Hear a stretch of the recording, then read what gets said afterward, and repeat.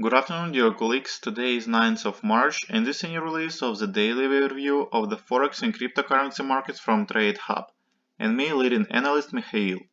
And we will start with the pair of euro-dollar.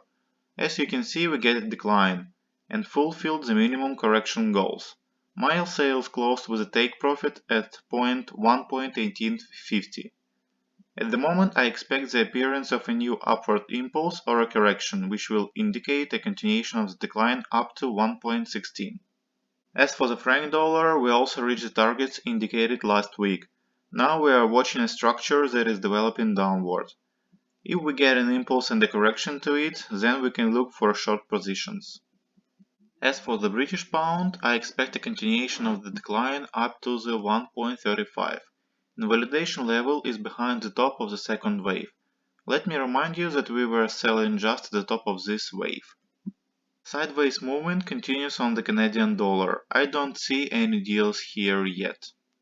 For the dollar Japanese yen, as we expected, the growth continued. Global targets at around 112. At the moment we have either already formed wave 3 or it will still continue. For the Australian dollar, I have sales with a stop behind the level which is marked on the chart. I expect a big downward correction.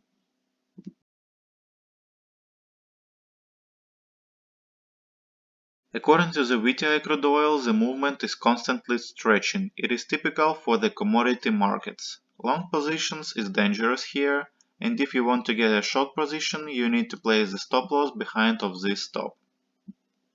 According to the S&P index, we got something similar to the leading diagonal. After a small correction, you can buy. In the gold market, I think that the global correction may already be completed. To make sure of any correction, we need to see a clear, strong upward impulse and a correction to this impulse. And the last for today, Bitcoin. Bitcoin continued to grow. We need to understand this is the impulse or a part of a larger correction.